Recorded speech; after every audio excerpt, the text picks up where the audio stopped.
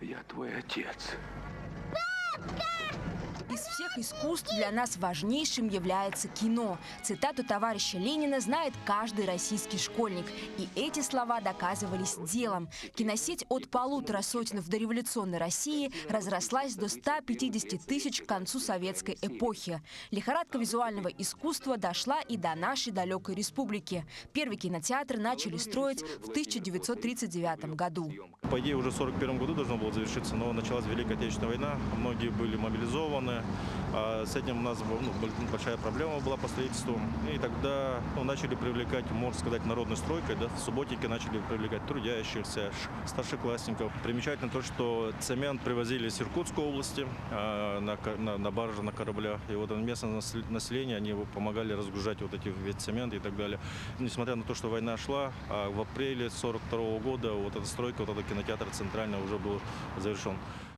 На возведение центрального ушло 2 миллиона деревянных. Это почти 1 миллиард рублей по нынешним меркам. И деньги себя оправдали. Спустя практически век кинотеатр продолжает радовать зрителей. Конечно, за эти годы внутреннее убранство изменилось кардинально, но кое-что осталось неизменным. Вот, например, перила с характерными звездами дают понять, что родом они точно из СССР. Где уж действительно чувствуется дух былых времен, так это в киноаппаратной. Здесь даже сохранился сейф, где пленки ждали своего звездного часа.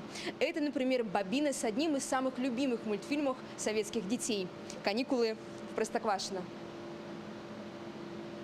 Особенно в аппаратной удивляет органичное соседство прошлого и настоящего. Киномеханик все еще орудует пультом сталинской эпохи, а рядом многомиллионное современное оборудование. При этом с пленки на цифру здесь перешли только в прошлом десятилетии. Мы, как кинотеатр, получаем фильмы от создателей. Фильмы приходят к нам на сервер. Приходят разными дорожками, скажем так, аудио, видео дорожки, это все отдельно, и ключи отдельно. Мы их все собираем, редактируем, после проверяем и показываем нашему кинозрителю.